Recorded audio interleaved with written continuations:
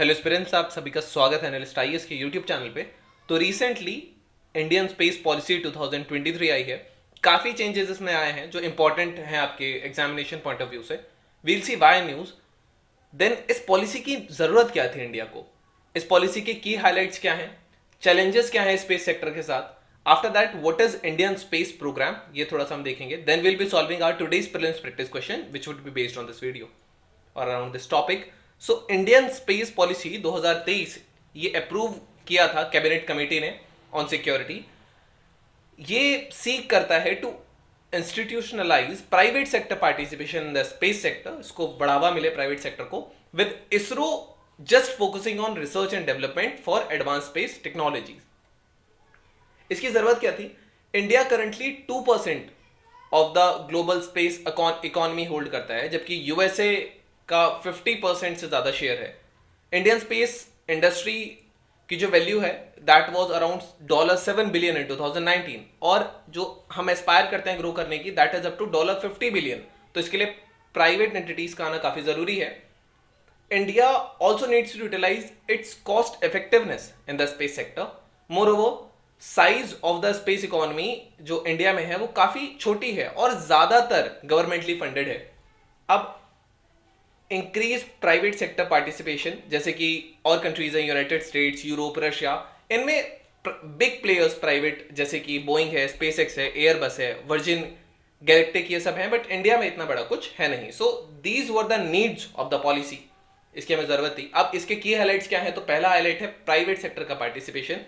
ये पॉलिसी सीख करती है कि प्राइवेट सेक्टर पार्टिसिपेशन हो स्पेस सेक्टर में, और इसरो का जो मेन फोकस हो वो बस research and development of advance technologies में ही हो।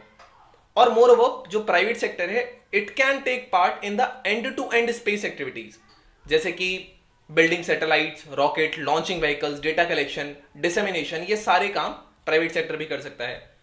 The policy encourages the private sector to invest in creating new infrastructure for the sector, और इसमें फ्रेमवर्क भी है प्राइवेट सेक्टर के लिए कि वो इसरो की फैसिलिटीज का भी यूज कर सकता है एक स्मॉल चार्ज देकर। The policy will help India to increase the share in the global space economy from 2% to 10% in the coming future. Moreover, अब roles and responsibility की बात करेंगे तो रोल और रिस्पॉन्सिबिलिटी अलग अलग डिजिग्नेट कर दी गई, जैसे इंडियन स्पेस रिसर्च ऑर्गेनाइजेशन का अलग थोड़ा सा, then space sector PSU new space India limited, और Indian national space promotion and authorisation centre. अब इनके काम क्या क्या है?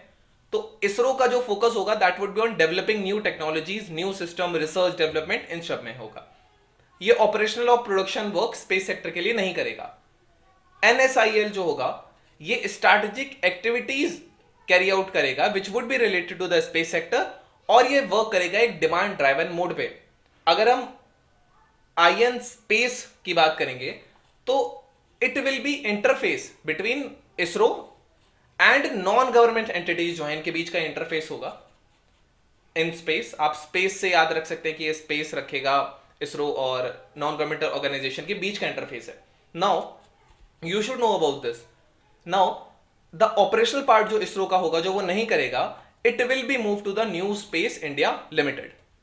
चैलेंजेस क्या है इंडियन स्पेस सेक्टर के साथ या किसी भी स्पेस सेक्टर के साथ? First of all lack of regulations on commercialisation है।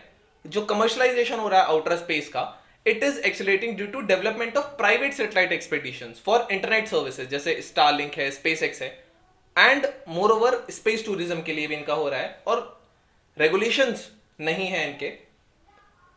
राइजिंग स्पेस डिब्रीज है, जितने ज्यादा आउटर स्पेस एक्सपेडिशन होंगे उतनी ज्यादा स्पेस डिब्री होगी, और एक छोटा सा स्पेस डिब्री भी एक एंटायर स्पेसक्राफ्ट को डैमेज करने की काबिलियत रखता है, क्योंकि काफी स्पीड से घूमते हैं आउटर ऑर्बिट में।